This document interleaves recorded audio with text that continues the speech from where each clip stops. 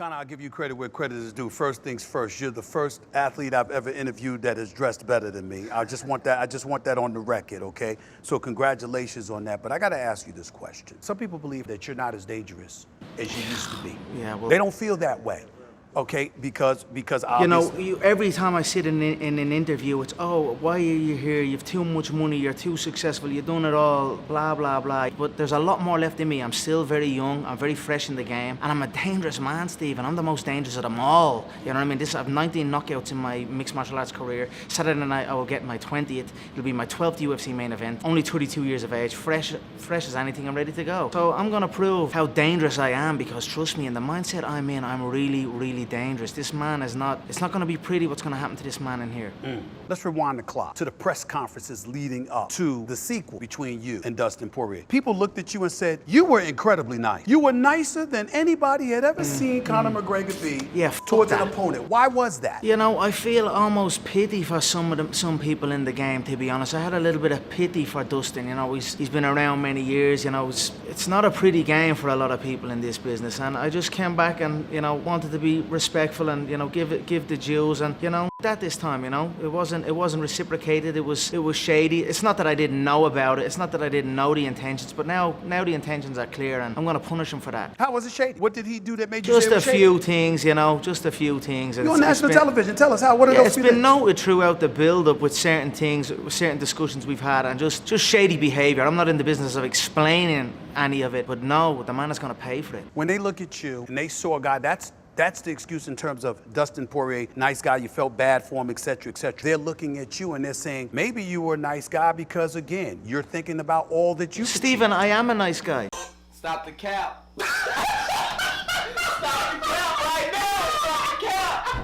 Okay. You know, I am a nice guy. You know what I mean? It's just about not translating it into the game. You can't be nice in this business, that's for sure, no matter what. You know what I mean? You've got to be ruthless in it. I've got to stay ruthless. That's what I've been saying. You know, in the most ruthless business of all, I am the most ruthless, and that's what it is, and that's where I am. They look at Conor McGregor right now, the novices, not the avid followers who know the sport. They're all novices. They're all novices to me, Stephen. I'm talking about fans. I'm talking about fans. I'm not talking about the fighters, okay. but just the fans. Watching you fight, they've seen you lose to Nurmagomedov. They saw him wrestle and maul and grapple. They saw you lose to Dustin Poirier, and they said those calf kicks really hit you. I know what I peeled from it was that, excuse me, that leg, that front leg of yours was ready to go. Don't forget, he also shot for the legs 20 seconds in. You know, almost as fast as the Dagestani. The Dagestani shot for the legs for the takedown 15 seconds into the first round. Dustin was 20 seconds. You know, they know what's what. They can say what they want. They know the danger that they face. Now it's, you know, I understand they fight me afraid. They dive for the legs. They try and stall positions. They shell up. They look to kick the legs. There's things I'm aware of now, and I've made adjustments, and I look forward to, you know, correcting it. I became a fan of this sport in large part for watching somebody like you knock people out. You know, my record in mixed martial arts competition is 19 wins and 1 loss. This is #1 bullshit. I only count knockouts. Dustin's record is 13 wins, 2 losses. The only thing that's final in this business is a knockout.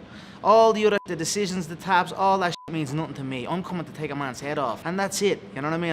I was aiming to put a few holes in his head the last time. Now I'm going to put a few holes in his head and send it into the bleachers. What about somebody that looks at Conor McGregor and said, excuse me, sir, that just happened to you? What do you say to them about that? Yeah, well, here we go again. I'm back, you know what I mean? So let's go. I look at it and I say to myself, Conor McGregor, you don't want to stand straight up with him still because he'll put you to sleep. He'll knock you out. But if you grapple, if you calf kick him, excuse me, you mess with his lower extremities, that's hard for him to take. That's not the fight that Conor McGregor wants to, because he fought Floyd Mayweather. He was talking about fighting Manny Pacquiao. Yeah. He's addicted to the knockout, addicted to striking. Yeah. If you go away from that, that's how you beat Conor McGregor. To that you say what? Yeah, well, just try it now. Try it now. You know what I mean? I'm opening up the targets, opening up the toolbox, you know what I mean? It's just about going into my toolbox. It's vast, you know what I mean? My stances, my approaches, my attacks, my shots. So I'm gonna whip out all the weapons here, and I'm aware of what, you know, that panic shot, the panic in his body. I see it all written all over him. I saw it in the first fight when I sparked him. You know, I even saw it in the second fight. I just wanted to pat him on the head almost, you know? That's kind of the way I felt with it, but that's gone now. It's on now. I'm interjecting because he actually admitted it was almost like a flash KO. You hit him, you caught him. I sent an electric bolt through his body multiple times. He said you caught him, but you didn't follow up. Why not? Because here's another thing, because I was trying to get the rounds. I wanted to get rounds in, but then I realized I'm not paid by the fucking hour here. There's none of that going on this time, trust me on that. I sent electric bolts through his entire body, from his head to his toes. You can see him rattled in the octagon. In the first round and in the second round, he was out on his feet. So he knows it as well as I know it, and it's gonna be a butchering. Let me rewind back and get a little personal with you here about something. I did a little research, doing a little reading, and I heard that Conor McGregor was once a plumber's apprentice. That's right. I'm back on the building sites now, Stephen. I'm back on the building sites. That's my mindset. Yes. I'm Forbes, the highest paid athlete on the Forbes list this year, but now in my mind, I'm back on the sites. I'm back on the building sites with a high vis and a hard hat and a hammer in my hand. I'm asking this question because in doing that research, I read that your parents didn't want you to get into this game. You even got into a fight with your dad until you told him one day you're gonna see I'm gonna be a millionaire, and you told him that, and you obviously accomplished Stephen, that goal. when that conversation was going on with my parents, you were in the same boat as my parents. There was no game. It wasn't I was getting into a game. There was no game. I made this game. I built it up. My father said to me, at the time I think it was Chuck Liddell and Tito and those guys that were kind of, on. And it was like, how much do they make? Can you make a living out of it? And you couldn't. So I'm just trying to convince, I'm going to make a living out of this. I'm going to make it a business where you can make it a living. And that was basically it. So, they didn't know what it was, But that's where I'm going. Because you accomplished those goals, obviously making your family proud. You got a proud papa for Conor Jr., all of the stuff that you've accomplished, all the great things that you've achieved in your career. Is it possible that no matter what you say, that you're sitting back knowing that everything's gonna be all right no matter what? That's the fire that people is questioning whether or not that's still there with Conor McGregor. Yeah. Because of that. Yeah, well, what do you say to that? I mean, I'm coming in to kill this man. I'm coming in with vicious intent here, murder shots. So, what else can I say? That's the way it is. I don't care about nothing here. I'm coming to take this man out cold. And if you don't do it, what does it's that done. mean? It's done. It's already done. Okay. So if you do it, It's done. what does that mean for your future I in the keep UFC? going. On to the next one. I flew in on the jet just now. We saw the Allegiant Stadium, which is a phenomenal looking stadium. I'd like to fight in that at the end of the year. This is what I love to do. Against man. I'm who? born and bred to do this. Like I said, you can go back way in time. My family name were bred on the battlefield, swinging pickaxes on the back of a horse. You know what I mean? That's where the McGregor name comes from. We come from the Scottish Highlands. We're warriors. It's all I know. It's all we know. So I'm going to be doing it for a long, long time yet. When you say a long, long time, like you said, you're 32 years of age. How long are we talking? 332. That's, you know what I mean? I'm doing this until the day I go out. You know what I mean? If you look at Tyson came back at a phenomenal performance against Roy Jones Jr. And it was great to see Tyson come back like that. It was great to see Roy as well. I was very impressed with the performance. People walk away from the sport. It's not like your physical body lets you down. It's just the mental fatigue of it all. You know what I mean? Tyson said a quote that I was interested in. He said, "What would Cuss say to you if he was to?" Cus D'Amato. What would Cus D'Amato say to you now that you're coming back? He said, "What took you so long?" And I agree with that. You know what I mean? I'm gonna keep going, and that's it. You'll never get rid of me. This game is mine. This city, Las Vegas, is mine. This world is mine. Saturday night, I'm gonna show that. And I asked this question because I also read about, and people talk about things like this where, okay, it's the fame, and people think about, okay, so I've got fame and I'm comfortable, and that might be the reason. Where in fact the reason might be the people that you got to ward off, because everybody wants a piece of you once you're that champion. Yeah. Kamaru Usman spoke about being a champion and how tough that is. He is a bum of a thing. Don't mind him. There's no celebrity, there's no fame. That thing is nada, nothing, not even on the radar of anything. Fame and celebrity, there's pitfalls for it. But I am no celebrity. People mistake me for a celebrity. I break people's faces for money and bounce. That's what I do. So Saturday night, I'm gonna do it again. Who's next, assuming you beat Dustin? I would go for that lightweight belt. The lightweight belt, of course. Oliveira, the Brazilian. Okay. Then we'll look to replicate. We'll go back up weight divisions and whatnot. Nurmagomedov lost. Dustin Poirier lost. Where's he gone, Bo? Where's he now? He's retired. Yeah, well, why? He went sprinting. He's gone. Shit, his jocks came fat and riding off. He done nothing in the sport. All he done in the sport. Yeah, oh, brilliant. And what? He's never lost? He was 13-0 fighting guys with 3 wins and 6 losses. It was his father's shows. His father had the shows set up, and he was fighting bleeding guys with like 2 wins and 8 losses and all. That's his record up until he's 20-0. He has 3 fights on the trot in the UFC. Before that done him well. And then before that, it's nothing. It's pullouts. Couldn't make weight. That's that. So, now the last time and now he's gone. Does the UFC in the year 2021 need Conor McGregor. Yeah, forever. The UFC needs me forever. Well, you can't live forever. Yeah, but I am forever. I am forever. My accomplishments are forever. My knockouts are forever. My run is forever. You know, my domination of 2 divisions is forever. And you know what's to come is gonna be more forever. What if the UFC says that's true, but we need you to win? Yeah, well, we need you to win. Of course, that's Saturday night. Saturday night, you're gonna see a dominant performance. Have you ever felt pressure No. in your career the No. way, are you feeling pressure now? No, not at all. None at all? Not at all. You think the way the last one went, I should be feeling less, or should be less confident. I'm actually more confident, to be honest with you, how it went. So I don't feel pressure. Why are you more confident? Just the way the last fight went, you know, the way I was, the way, you know, it's funny watching the way the man thinks and the way the opposite team thinks. Like, it's going to be nasty in here, Stephen. It's going to be nasty in here on Saturday night. When you lost to Nate Diaz, you disappeared for a little while. You didn't want to do press tours or anything like that. You were focused on avenging the loss to him. Yeah. Is that the similar feeling Yes. to what you have Yeah. with Dustin right now? Or is it worse? Yeah, it's more venomous. It's more venomous. Yeah, it's more venomous for sure. And Just why the way, is that? Yeah, just the way things have went. I don't know. So Saturday night, when this fight is over, what will we walk away saying about Conor McGregor? The greatest of all time. What a dangerous man. Shouldn't have doubted him. The usual. You feel that you've been doubted? Of course. Do you feel that's been fair? I don't really care about it. It's fuel to me. It's fuel to me. Last question, win by KO or just to win Saturday night? KO, out on a stretcher, this man is going.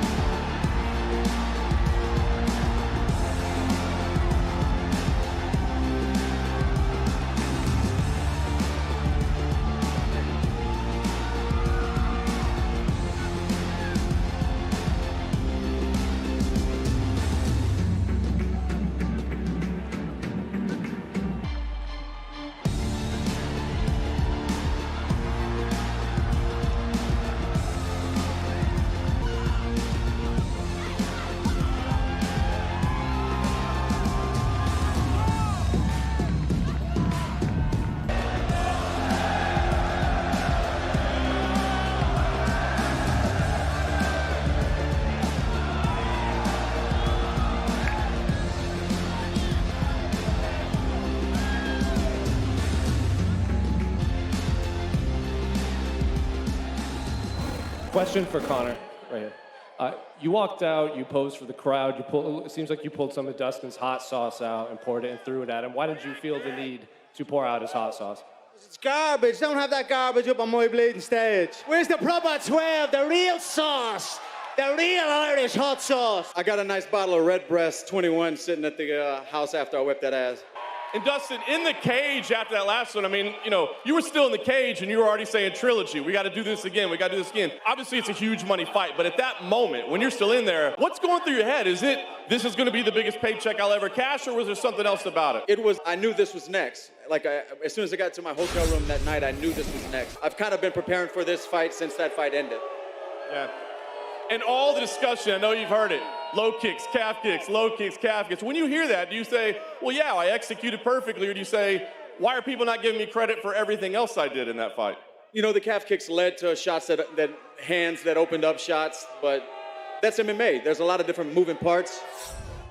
That's what it is, you know. If it's not calf kicks, it'll be something else, takedowns or boxing that opens up calf. You're getting walked like a dog in that octagon on Saturday night. And I guess lastly for me, Dustin, I mean, this is obviously different. It was legitimately last time. It's getting kind of ugly again. Is this getting personal for you at this point? Nah, straight business, man. This is, You're only a little bitch. Your wife is your husband. You're only a little bitch of a thing, a silly little hillbilly. Joe Lee's wife. Joe Lee's wife. Joe Lee's wife.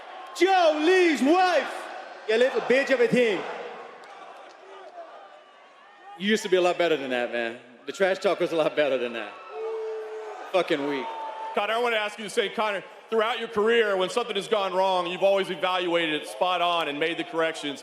Right afterwards, you really did point to those low kicks and said how dangerous those was. But in the time since, have you seen other issues or other challenges that he presents to you, or is that really all that you need to address here? This is my bread and butter. This is what, wakes me up in the morning with fire in my belly.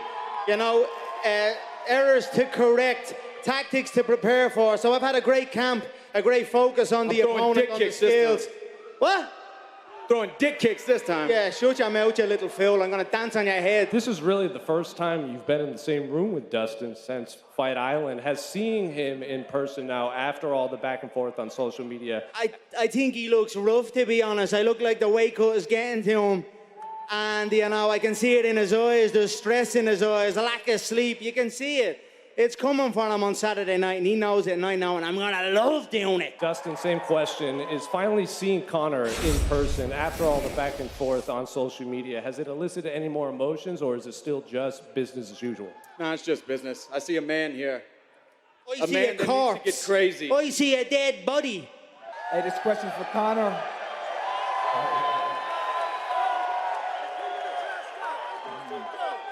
Hey, this question for Conor. This Ocho Cinco with BR Betting.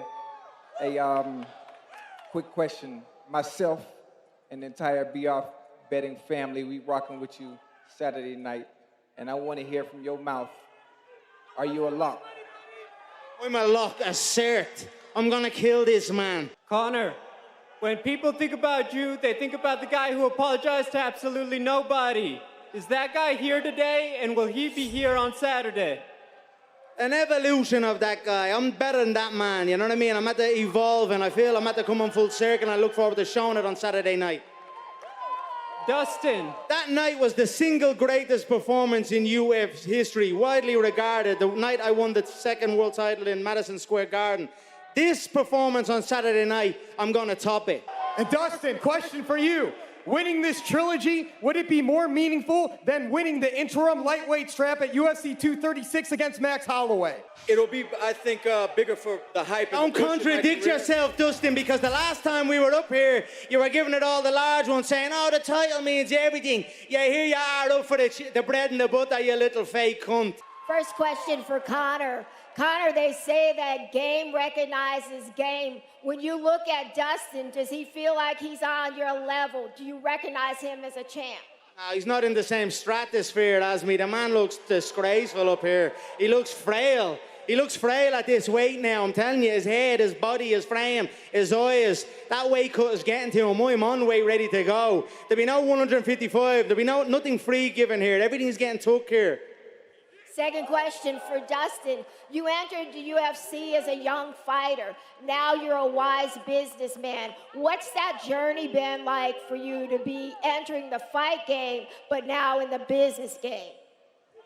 It's been a lot of growth, you know, learning from losses in life and in fighting. So just getting better. Your wife is your husband. Question for Conor. Conor, win or lose, do you respect Dustin Poirier no matter what happens on Saturday night? I don't give a fuck about him, to be honest. I don't give a rat's ass about him. He's Buster Douglas. Buster Douglas is what he is. And that's the way he's going to go down.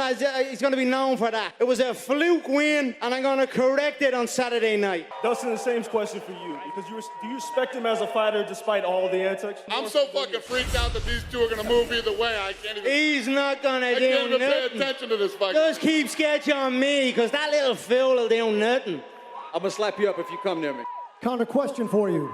You have won exactly one fight since Barack Obama was president. Shut your mouth. I go down and smash your nose. Conor, I over go a down fighter and smash who your has nose. zero You wins rat. You over the little last rat. 6 fights. You little rabbit thing. Someone This smack man him. sent Smack you him. to a place where time doesn't exist 6 months ago. We want to know, why should anyone expect anything different on Saturday? It's one more fight I won than your little sissy ass, you little fanny pad. Why should we expect anything different on Saturday? Conor, in all sincerity, why would it be any different on Saturday? He said he's just putting his hammers on, his hard hat. My boots been strapped for the last 10 years. Question for Conor.